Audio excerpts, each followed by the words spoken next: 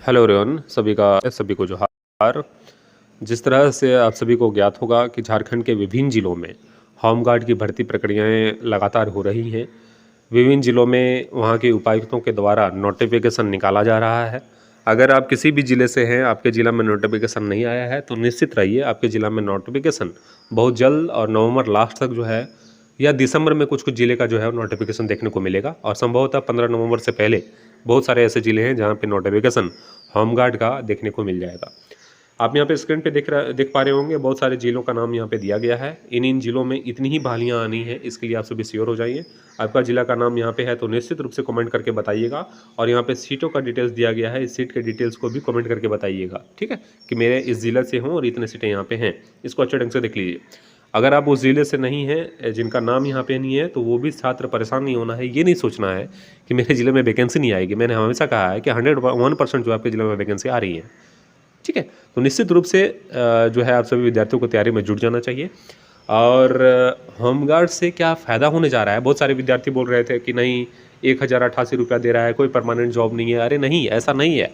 थोड़ा समझने का प्रयास करिए, मनोबल को गिराने का ज़रूरत नहीं है। ये गवर्नमेंट जॉब है, गवर्नमेंट जॉब है। ड्यूटी कुछ भी रहे, गवर्नमेंट जॉब है। और ड्यूटी जो है वो पर डे मिलता है आपको, ये याद रखिएगा।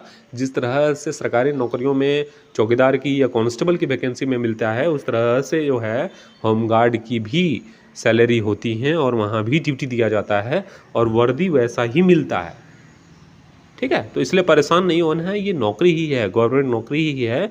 और इसमें सिलेक्शन होने के बाद मैं इसलिए कहा था कि चौकीदार से बढ़िया नौकरी है, वो थोड़ा समझने का प्रयास आप सभी विद्यार्थी यहाँ करिएगा आप, ठीक है। मैं यहाँ पे आप सभी विद्यार्थियों को दिखाने जा रहा हूँ कि होमगार्ड में अगर आपका नौकरी हो जाता है तो कितना सरल हो जाता है आप सभी विद्यार्थियों को आगे बढ़ने के लिए। कैसे सीढ़ियाँ जो है वो लगा दी जाती है होमगार्ड के थ्रू, इसको थोड़ा देखने का प्रयास करिएगा। ये नोटिफिकेशन है 2015 के कांस्टेबल की बहाली की, ठीक है। इसमें आप देखेंगे तो रांची जिला का जो नोटिफिकेशन निकला था, इसमें किस तरह से सीटों की संख्या गृह रक्षक के लिए रहता है, ये थोड़ा देखने का प्रयास करिएगा। यहाँ देखिए, गृह रक्षक के लिए सीटें जो है यहाँ पे कोई भी विद्यार्थी फॉर्म नहीं सबमिट कर सकता है। कौन सबमिट कर सकता है? सिर्फ जो होमगार्ड में नौकरी कर रहा है, जो होमगार्ड में नौकरी कर रहा है वही विद्यार्थी यहाँ पे फॉर्म सबमिट कर, यहाँ देखिए ना, गृह रक्षक के लिए वही विद्यार्थी यहाँ पे फॉर्म सबमिट कर पा रहा है।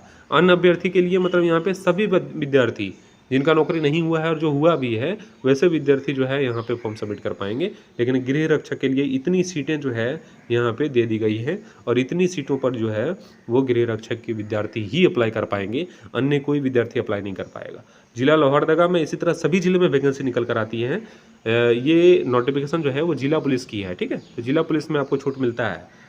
गृह रक्षक के लिए यहाँ पे देखिए सीटों की संख्या फिर यहाँ पे दे दिया गया है। इतनी सीटों पर जो है वो सिर्फ गृह रक्षक जो आएंगे, दूसरा कोई भी यहाँ पे विद्यार्थी फाइट नहीं कर पाएगा। अगर गृह रक्षक नहीं आते हैं तो उस स्थिति में जो है इन सीटों से, अन्य अभ्यर्थियों के सीटों से इसको भरा जाएगा। लेकिन सबसे पहले अगर गृह रक्षक हैं तो गृह रक्षक अभ्यर्थी ही इस सीट को ले पाएंगे। हो गया ना। यहाँ पे सबसे बड़ा जो है वो यहाँ पे फ़ायदा आपको यहाँ पे होगा कि होमगार्ड में अगर आपका सिलेक्शन होता है तो कांस्टेबल बनने में आपको ज़्यादा समय नहीं लगेगा। जब भी नोटिफिकेशन आएगा आप फॉर्म को सबमिट करेंगे।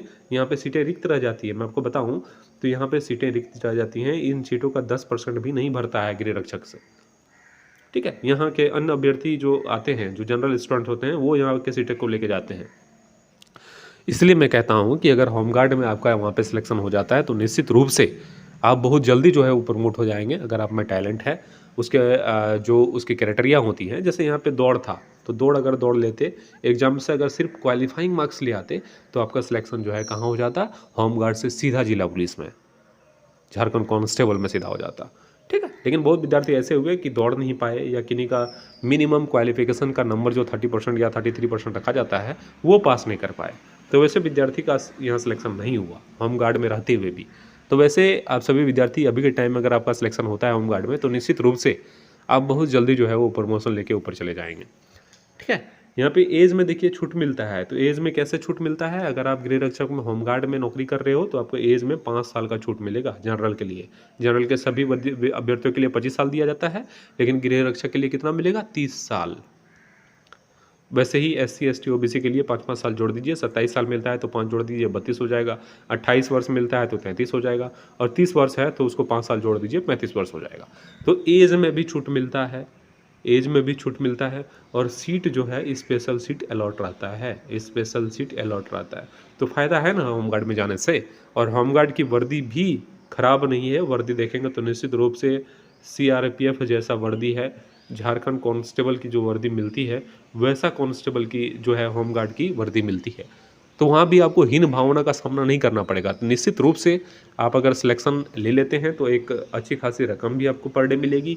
और वर्दी में जो है वो कहूँ तो परमानेंट नौकरी भी आपकी है, पर डे जो है आपका ड्यूटी भी लगेगा और आपके होम ज़िला या कहूँ कि आपके आसपास उठ के जिलों में जो है आपको ड्यूटी दी जाएगी। स्पेशल ड्यूटी अगर लग गया तो स्पेशल ड्यूटी में आपकी एक पर डे का इनकम जो है वो 1500 से 1600 के आसपास रहता है, जहाँ पे एक्स्ट्रा अलाउंस आपको दिया जाता है।